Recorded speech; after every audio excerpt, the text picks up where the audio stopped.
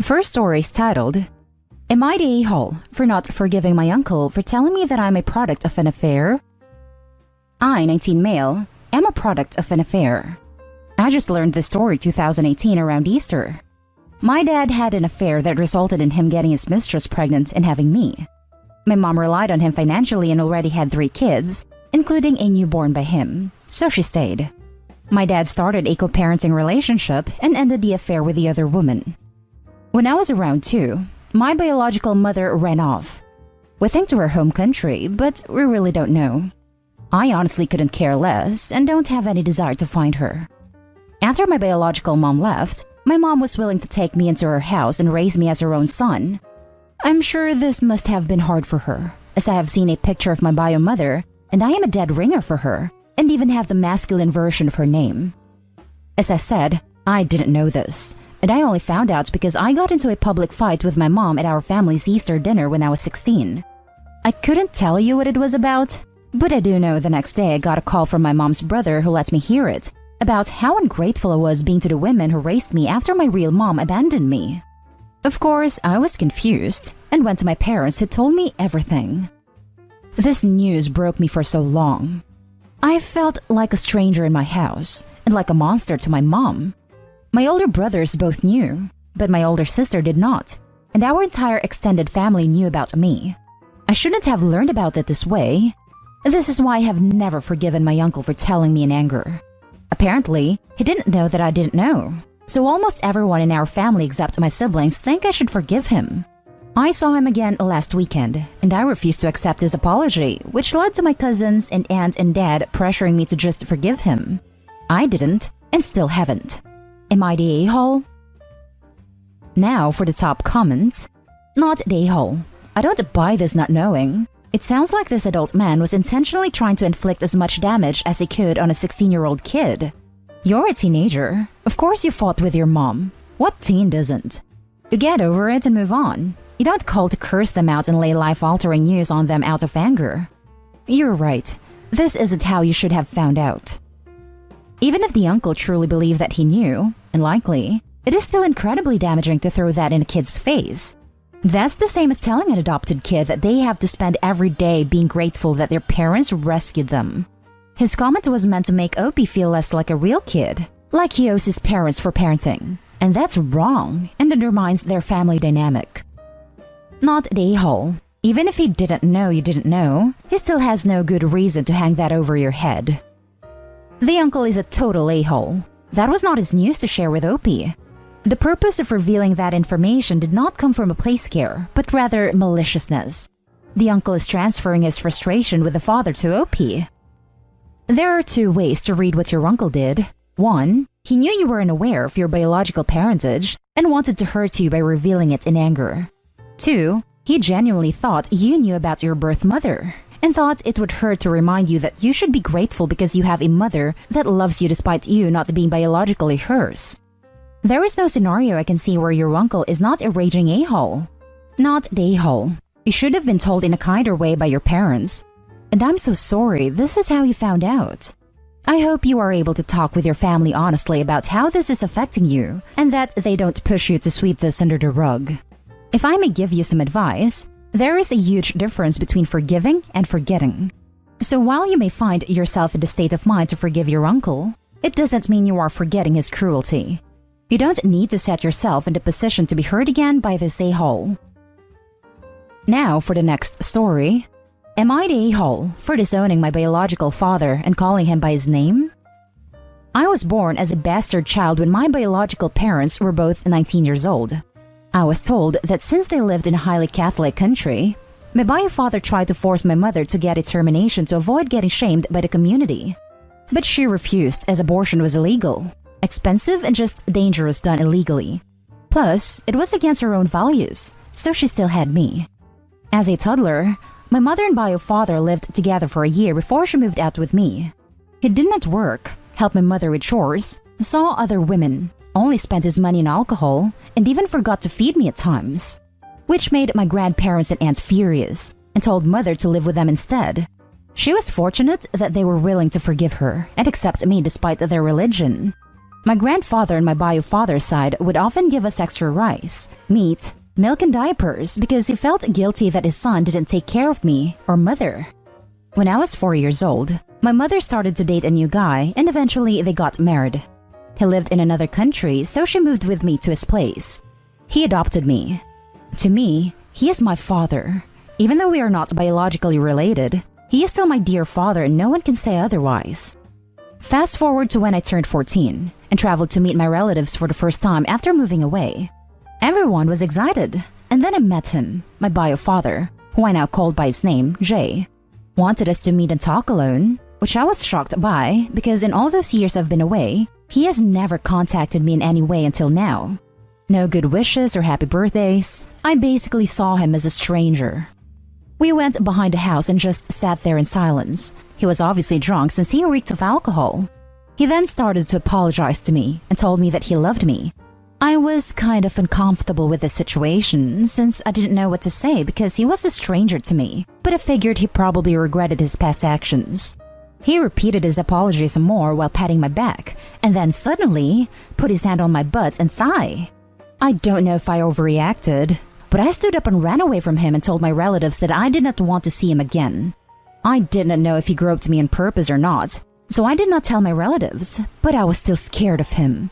Doubled with my knowledge of his past, as well as disappointed that he was drunk for the first time meeting me in over 12 years. I just feel uncomfortable to call him dad because I do not love him. He wasn't in mine or my mother's life, and the time he was, he did not act like a father. Now he tries to contact me every few months with a "happy birthday my baby girl" or more apologies, but I do not want to see him. Not the a-hole. It takes more than genetics to be a father. He wasn't there to raise you, therefore he is not your father.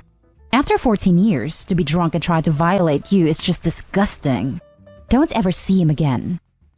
Where does he get off calling Opie by an endearing pet name like baby girl when he did nothing to deserve such honor? He is essentially a stranger. I would go ahead and block him from any social media platform. A family member should have supervised the meeting when Opie was 14, especially if the father was visibly drunk. I hope everyone knows that his lack of action, ignoring you for years, and his disgusting actions, unwanted touching, are the reasons Opie disowned their father. To me, he is my father. Even though we are not biologically related, he is still my dear father, and no one can say otherwise. A dad is what you said above, the person you call dad, not the person who calls himself dad. Not the a-hole. Being a family is a privilege, not a right. What on earth? OMG, so sorry this person is this way. I'm so glad you guys got away and found a good dad in life. This person who happens to be biologically your dad is not a good person. He lacks morals and is a predator. Sorry. Not the a-hole. He's the one who is less and whose life is sad. The next story is titled, "Am I the a-hole for telling our son that if he drops out of school, he has 6 months to move out?"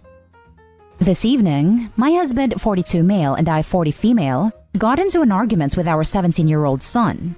He told us at dinner that he needs our signatures to drop out of school. We know that he has been struggling since remote learning started last year. We have worked closely with the school to develop an individualized education program, and he goes to therapy 3 times per week. His school has implemented everything that his therapist recommended, including reduced assignments, more time on tests, and frequent breaks during lectures.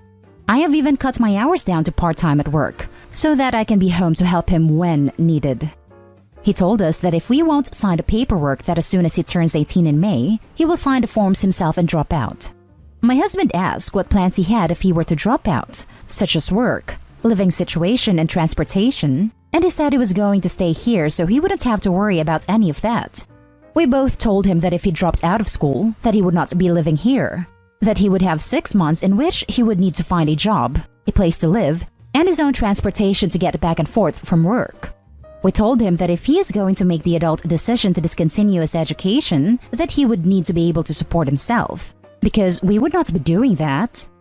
My husband, a mason, knows several people who are looking for apprentices in HVAC and as an electrician, but our son says he doesn't want to do that kind of work. He says he wants to make his living as an influencer because he can't work for other people. We told our son that our decision stands, that at this time he has three choices: graduate and get a job/go to college, graduate and work a trade, or leave. Our son called us both stupid a-holes and told us we don't understand that he doesn't want to work like dad. Am I the a-hole for telling our son that if he drops out of school, he has 6 months to move out? Now for the top comments. Not the a-hole. It seems like you and your husband have been very diligent in working with his therapist at his school to get him the services he needs. I encourage you to call his therapist and let them know that he is talking about dropping out of school. If there is anything that can be done to prevent him from dropping out, that will be for his benefit. I get that he thinks his influencer lifestyle is glamorous, but it is not sustainable. And if he doesn't want to do college, the trades are awesome. They are hard work and the pay is garbage as an apprentice, but it will pay off. My husband is a master electrician and makes more than me with 2 college degrees. If your son does decide to drop out, 6 months is more than enough time to get his ducks in a row. Stand firm and do not back down. Agreed, stand firm. Natural consequences are the best life lessons, not the a-hole. Not the a-hole. And if we wanted to work physically demanding jobs all the time, they wouldn't have to pay us. Oh, and rolling on the floor laughing my ass off. Making his living as an influencer? Lol lol lol lol. Same, laughing my freaking ass off. No one is going to be influenced by a 17-year-old high school dropout. Not the a-hole. You are giving him options. This is where he will learn the truth about being an adult. This is an excellent point. OP, you did not just say, stay in school or I'm throwing you out. You listened to his concerns and gave him viable options. I've known a few fairly successful people who did not finish high school but still made good lives for themselves and raised a happy family. The options you gave are very reasonable. The last story is titled, Am I the a-hole for letting my stepson get evicted and become homeless because I refused to pay for his outstanding back rent? So, I have a stepson, 26 male, with my husband of 7 years. After college, he moved to New York City to work in marketing. He has lived in an apartment with 2 of his partners, paying around $1,200 a month. But starting in June/July, they have stopped paying all rent. They thought they could get away with it because of the eviction moratorium during the pandemic, even though he was still earning an income and one of his partners, lawyer, was a higher earner who could have easily afforded the rent each month. Nonetheless, he told us that they weren't paying rent because he was convinced the government would cancel rent before the end of the year. And surprisingly, their landlord has been going nuts and is now threatening to sue them for back rent and evict them starting next year. It's not looking like any rent will be cancelled, and stepson's high-earning partner also left them suddenly and is now unreachable. So now he is freaking out and wants us to cover the amount they owe in rent, about $6,000. I am fuming. They claim they've spent this money already and have nothing in savings. He's coming to us begging for money because he says he'll be evicted and homeless in the middle of winter otherwise. My husband has a soft spot and wants to loan this money, knowing we'll never get it back realistically. I'm less lenient and have been pushing back. However, stepson has gotten the sense that I'm the resistant one and has blown up at his dad, accusing him of putting his spouse over his children. I am stuck in the middle, and I'm wondering if it's easier to just give in than to keep fighting. Husband and I are both high earners and can afford this rent bailout, but I honestly am just sick of endorsing stepson's wasteful life decisions. Am I the a-hole for not wanting to pay for stepson's back rent, thus letting him get evicted and possibly sued starting next year? Now for the top comments. Not the a-hole. What a horrible, selfish group of individuals. Good for you for holding your ground on this. They deserve every second of stress this causes.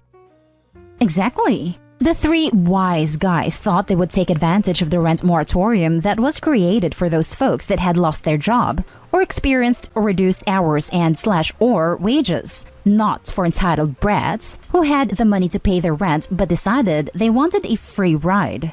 I would not give him the money, as this might be a great lesson to learn for him. Maybe it might teach him to be thankful of what he has and not what he doesn't. I remember an old saying of my mama's. I cried because I had no shoes until I saw a man with no feet. No, not the a-hole. He had the money for the rent, and he decided to just not pay.